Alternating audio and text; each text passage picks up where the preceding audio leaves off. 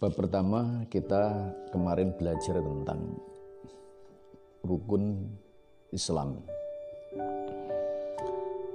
Bab ini sebenarnya tidak boleh diremehkan walaupun ini dasar atau sesuatu yang mendasari bagi pendidikan anak tentang rukun Islam. Tapi kadang kita lupa bahwa memang kita perlu belajar kembali tentang sebuah hal yang mendasar. Bahwa sebuah hal yang mendasar itu menguatkan keyakinan dan keimanan kita. Untuk bab rukun Islam kemarin kita sampai pada mulai dari syahadat, sholat. Kemudian kita sampai pada sebelum kita masuk ke bab yang kedua, yakni tentang rukun iman, kita meneruskan wa ita'uz zakat lan mewehaken zakat. Zakat yang dimaksud di sini adalah zakat yang wajib, artinya zakat fitrah dalam hari raya Idul Fitri. Ini menjadi sebuah rukun dalam Islam. Bagaimana dengan yang tidak mampu? Yang tidak mampu ya enggak, umpamanya tidak melaksanakan ya tidak apa-apa karena tidak mampu.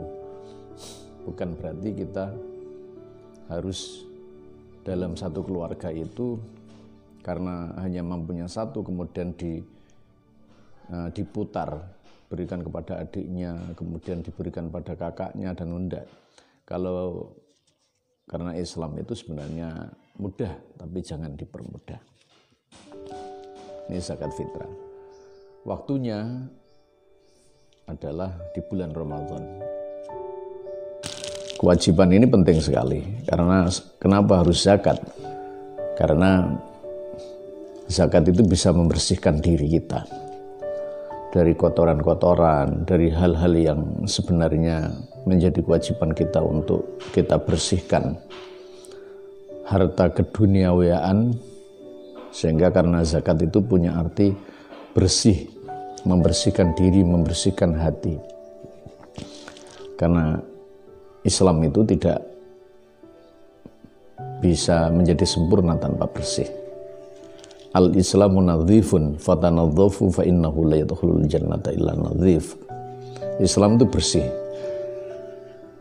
Dan tidak akan bisa masuk surga tanpa kita bersih. Bisa lebih dalam lagi, agama itu suci. Tanpa kesucian kita tidak mungkin bisa sempurna untuk menuju kepada Tuhan dalam beribadah atau dalam amal-amal yang lain. Selanjutnya adalah wasaumu Ramadan, puasa di bulan Ramadan.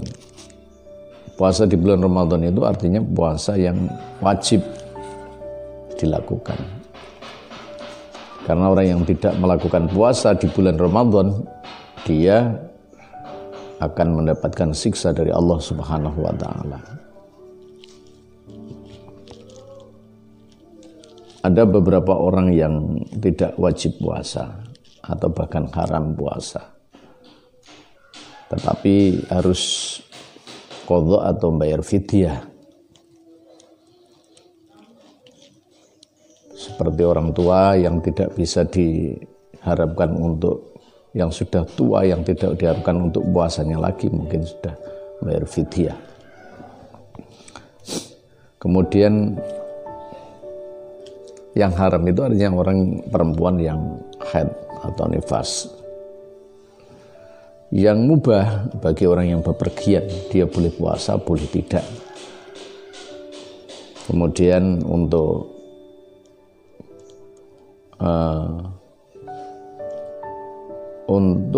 perempuan, ada yang hamil, ada yang murdi. Hamil atau orang yang menyusui, dia nanti akan qadha dan bayar fidyah. Kalau hamil dan murdi itu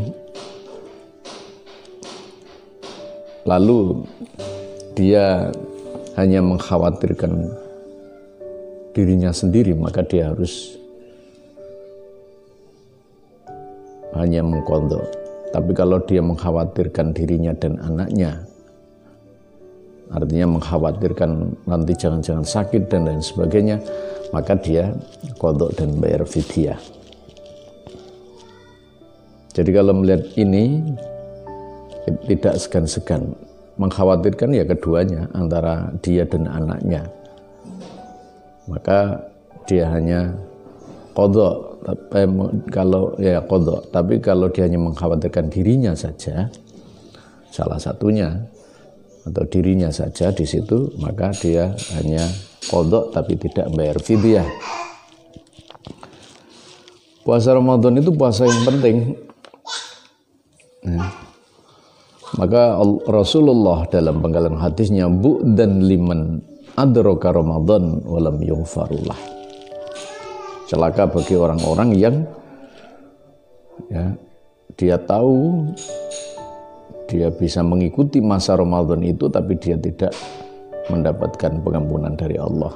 Salah satu pengampunan adalah dia harus puasa Ramadan. Bahkan amal-amal yang baik yang menyebabkan dia diampuni dosanya oleh Allah Subhanahu wa taala. Yang terakhir adalah haji. Haji ke Baitullah. Haji ini bagi orang yang mampu segalanya. Mampu, kalau bahasa Jawa sangune mampu. Dia juga sehat. Kalau sekarang ada hubungan dengan keamanan, mungkin kalau keamanan itu tidak menjamin, maka berarti gugur untuk kewajiban haji karena ada gangguan-gangguan keamanan. Artinya bahwa orang yang sudah menyatakan Islam itu, satu, dia syahadat jelas.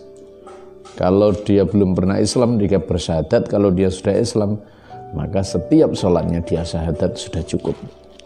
Yang kedua adalah sholat. Sholat itu artinya ya kewajiban sholat 5 waktu. Kemudian zakat, kemudian puasa, kemudian haji. Wallahul muwaffiq ila aqwamit thoriq. Wassalamualaikum warahmatullahi wabarakatuh.